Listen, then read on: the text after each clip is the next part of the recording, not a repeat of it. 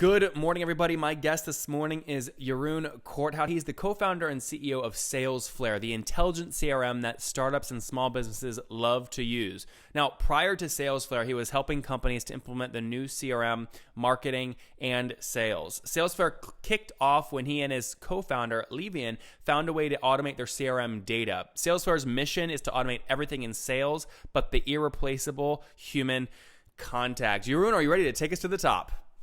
I'm ready. All right, I'm doing good. Thanks for coming on. So tell us, we got a little bit of a hint, but tell us what Salesflare does and what's your business model? How do you make money? Yeah, so we help startups mostly to make their sales more productive, to always have the right data about the right customers, to communicate better, manage their pipeline better. And how we make money is that we basically sell licenses, good old SaaS model. So we sell Salesflare in a licensing model, which is really straightforward. It's just 30 a month when you pay annual and 35 a month when you pay monthly. And is that your only price point? So the average customer is paying $30? On plan, yeah. So it's simple. That's a good thing. Yeah, we keep it simple. That's good. And give us some history here. When did you launch the company? We started halfway 2014. Lieven and I were working on a software company. We had tons of leads. We wanted to follow them up efficiently, like we all want to do. But we hated keeping all the info manually throughout the process. And I'd been assisting companies before with CRM sales and marketing, like I just said. I knew there was no solution to keep all info for us automatically, so we started building it. And Salesflare is now an intelligent sales CRM that basically pulls all the CRM data for you. From emails, calendar, phone, social media, company databases, email and web tracking, so on, so that you always have all the customer data without lifting a finger yourself. Mm-hmm. And on top of that data, we're building a lot of automation and intelligence. So right now there's an automatic to-do list. There's indicators when a customer is hot. You get a notification. You can see who your colleagues know at a company and how well, so this kind of stuff. We're building on top of this massive data. And Jereon, is this, you guys have self-funded this or you've raised capital? We've largely self-funded. So we had some money from an accelerator. Which one? Some subsidies, some loans. It's a accelerator here in Antwerp, Belgium. It's called Tillanet Kickstart. And then also from iMinds iStart, another accelerator. How did they both work? Do they take equity for say $100,000, or what was the relationship there? So the one was 25 for no equity, nothing attached in the end, and the other one took a convertible loan. Okay, for how much? Basically, that convertible loan for $50,000. Okay, so you guys all in, if you combine the accelerator money plus any friends and family plus your own money, how much have you sunk in so far? I think we've raised, if you take in loans and everything, subsidies, I think we've raised around, let me think, I think $700,000. Okay. And what's given you like the flexibility to do this? So had you saved up a bunch of money in 2014, and that's why you kind of had a platform to invest in a new product on? Give us a sense of where you were at in your life. I was basically doing consulting, which I advise to everyone. As long as you're not ready to go full time, do some consulting, and when you feel the moment is there, you can make the switch quite easily. And then we got money from the accelerator, we got money from another accelerator, and got kind of piled up. We're currently doing another convertible round, like a real one with investors. For how much? We've raised $250,000 now, and we're going to $350,000. And how do you think about, I assume this note will kind of have a cap on it. What's the cap? I won't tell you that. That's confidential. Why not? Because it. I mean, that doesn't really matter. It doesn't really matter. We set to VCs, etc. So I'd like to keep that private. Okay. Where are you? So you launched in 2014. What are you guys at now in terms of total customers? I'd like to keep that private as well. Why? I mean, Because we basically compete with some big names, and when I say customer numbers, it will feel like we're a small company compared to them. Yeah, but Rune, And you and I had a conversation before I had you on, and what did I tell you? I said a lot of our listeners are brand new startups. Like you're worried about sharing this because you think you're going to be embarrassed, and that's not the case. They want new stories. So I mean, how many customers are you at? 100, 1,000, 50, 10? We're past 100. Okay, past 100, so but between 100 and 1,000. okay, that's fine. So range is good. And tell me again, why don't you want to share that kind of information? I mean, everyone has to start at zero, so why would that embarrass you? It doesn't embarrass me per se, but it gives people the feeling that you're a small company, and people have issues trusting small companies, even if they have great products. They're always like probing you, like. We've been through that, and now it's better. But I remember a lot of calls where people are like, so how many customers do you have? Because people don't want to put their data in products that are not going to live. Yeah. We're past that point now, but it's still, they're still comparing you to big names. And we're a big name in terms of product, but not a big name like in terms of size yet. So. Yep. So, I mean, I'll do the math. So if you're between 100 and 1,000 and your ARPU is around 30, you're doing somewhere between 30 grand per month and 300 grand per month in terms of revenue. Is that accurate? Yeah, something like that. Yeah. Well, I mean, it can't be some like 30 and 300 grand is a huge range. You have to be somewhere in that range, right? Yeah, somewhere. That's a huge range. People still have to do plenty of guesswork. So where are you guys based? We're based in Antwerp, Belgium. Belgium. Okay, and what's your team size currently? What are you guys at? We're 6. 6 people. Very good. And are these mostly engineers or what? So it's 3 people currently working on building the product, and 3 people on selling the product and delivering the customer service and all this kind of stuff. Okay. By the way, I did that math wrong. At a minimum of 100 customers times 30, you got between 3 grand and 30 grand, not 30 grand and 300 grand. Well, then you kind of know where we're at. So. Why didn't you correct me when I just said between 30 and 300 grand? You just smiled and played it off. Because I like people to think we're bigger than we are. Why? You know, some people, I have to tell you this, some people love small companies because they have more flexibility and they'll bend to what the customers want. You have this assumption in your brain that you're like weak because you're small, and that you can totally turn that into a strength. No. It is our strength. People, our customers tell us that we actually listen to them instead of the big competitors that we're against. Totally. So why not? Like, I mean, there's a sales pitch for anyone listening right now that's trying to get their first customer that sounds like this. We have 5 people, really, really smart. Here's our initial product. We will bend to anything you're interested in. Let's have a Skype call every week and use us like your outsourced dev team, but for free. I mean, that's how you pitch yourself as a small business and have it be a huge strength. Yeah. No, I get it. Okay, cool. All right, let's talk more about the market. So, I mean, how do you beat a HubSpot free CRM? Yeah, exactly. Well, in terms of HubSpot, we have a few integrations that go much further than HubSpot. They don't scrape email signatures. The connection with the mailbox is much less there. We have some more automation. And I always like to believe that our interface is nicer, but that's up to people, of course. If people like free, then basically you lose them. Well, hold on. Everybody likes free. No, there's people that insist on free, and there's people that like free.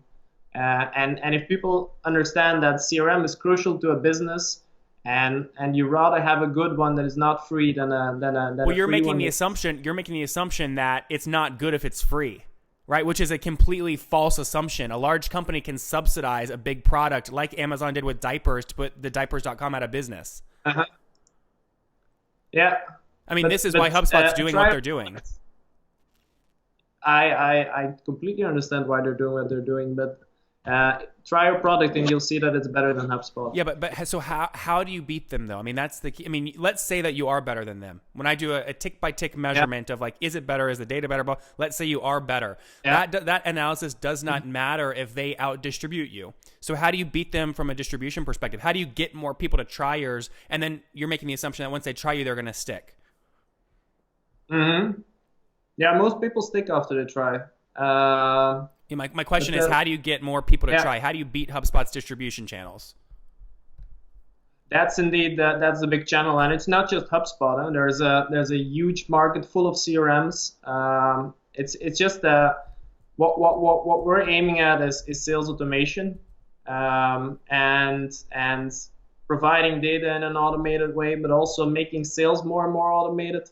And there's very little companies in that space, so that's good. Most companies are trying to build an easy sales CRM or just a moldable database or something. And by our focus, we are moving faster than most companies on the product end. Of course, HubSpot's distribution channels are huge, and we'll never be able to compete with that. But on the product side, we can certainly compete. And what is so a good measurement of kind of product value is to take a look at churn. So what's your monthly customer churn in terms of, not in terms of revenue, just in terms of customers? Very low. I think we haven't even lost a handful of customers so far. Okay, so that, I mean, how many customers have you lost? You said you have a minimum of 100. How many have started paying and then stopped paying? 3, I think. Okay, and this was over. You said you launched in 2014. So is it fair to say that over 3 years you've grown to? No, we launched our product beginning of 2015, and we got our first paying customer. That was really beta stuff.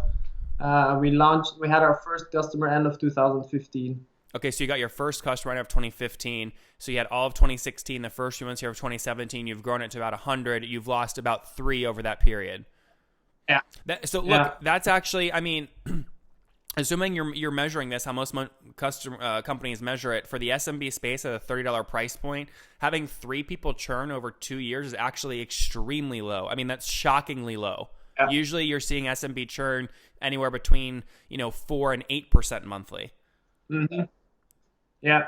I mean, we'll see how it plays out from here. It's not like we have the huge amount of users yet to see a very accurate churn, but that's what we have right now. How are you acquiring customers currently?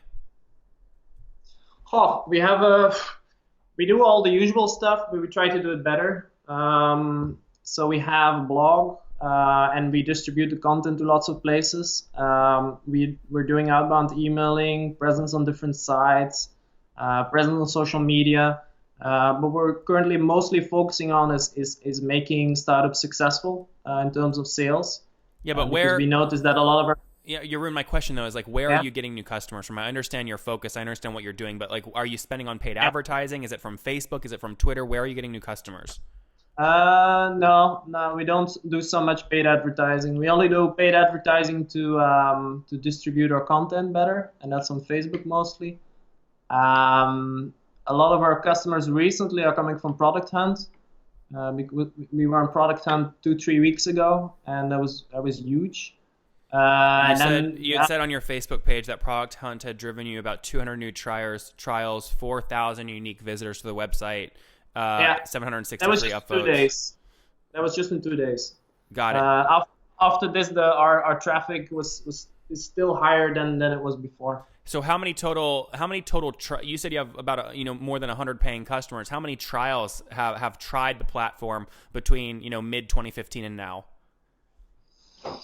I have no idea. Like this. Come on, Jeroen. That's like a number one thing that you would brag about. How does a CEO and founder of a company not know how many trials have tried your product? No, I really don't know. Why do you not? But okay, then tell me why that's not important to you. How can you lead a company and track your conversion metrics if you don't know your top of funnel number?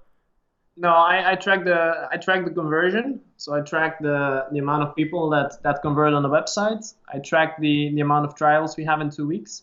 And I track how many paying customers we add, because we have our targets on that, obviously. So over the last 2 weeks, how many new trials have signed up?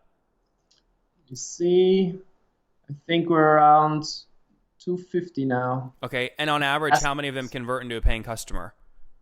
That very much depends. We're somewhere between 5 and 10%. It varies week to week. That's pretty healthy. And what are some of the things you're doing inside the application to increase the likelihood that someone converts to a trial to a paying customer? Yeah, we try to make the value as apparent as quickly as possible. So when people come on the software, first they get an explanation about what Salesforce does for them. Then it goes through the different steps to set it up. It gives a small walkthrough, and then basically immediately when you're there, there's already some data in there. While most CRMs start empty, in Salesforce when you go to the contacts, there's contacts already with information, and you can start clicking on them and making accounts, which makes it much quicker to get started. All right, Jeroen, good stuff, man. Let's wrap up here with the famous 5. You can breathe like a sigh of relief. These are like pancake questions compared to the other ones I've asked, all right? Number 1, what's your favorite business book?